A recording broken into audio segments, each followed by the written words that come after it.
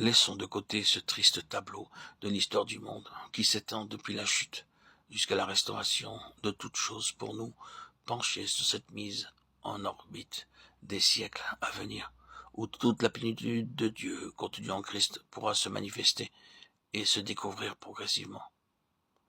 Tout au long de ces ères interminables où nos capacités et nos facultés évolueront et s'accroîtront tout comme le cadre où nous serons placés.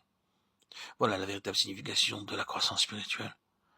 En faisant abstraction de cette création en ruine, nous verrons alors que les âges ont été créés en Christ, par Christ et à travers Christ, d'après le dessein éternel que Dieu s'était proposé de réunir toutes choses en lui. Ce plan ne se limite pas seulement au niveau de notre petite vie, de notre train-train quotidien ou encore de notre salut personnel, mais s'étend à ce vaste univers considéré à la lumière de la révélation, où tout est présenté à l'entendement spirituel de l'homme, par révélation, et où l'on invite celui-ci à s'emparer des choses révélées. Quel Christ extraordinaire! Voilà ce que Paul avait sous les yeux, et qui pourrait très bien se résumer dans cette phrase.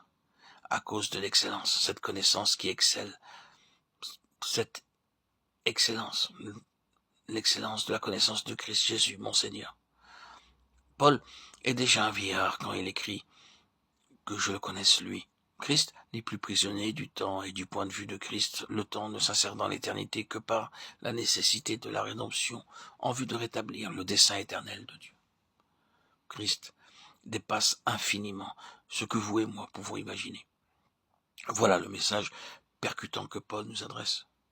Lui-même a commencé par cette approche étriquée d'un Messie juif et finira par un Christ allant bien au-delà de tout ce qu'il avait vu ou connu jusque-là, si bien qu'il poussera cette ultime exclamation, que je le connaisse lui.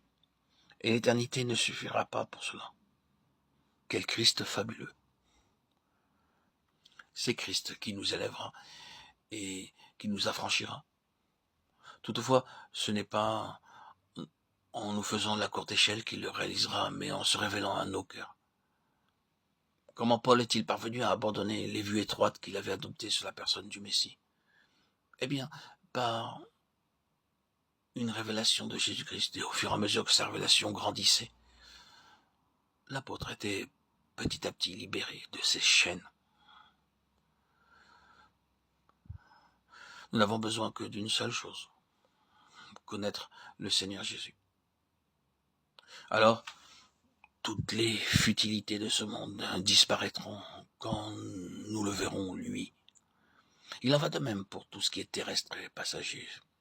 C'est alors que sur la toile de fond de nos vies se dessinera quelque chose de substantiel, capable de nous garder intacts dans les temps mauvais. Ainsi, nous verrons la grandeur de Christ et la grandeur du salut qui s'y rattache, selon son dessein éternel.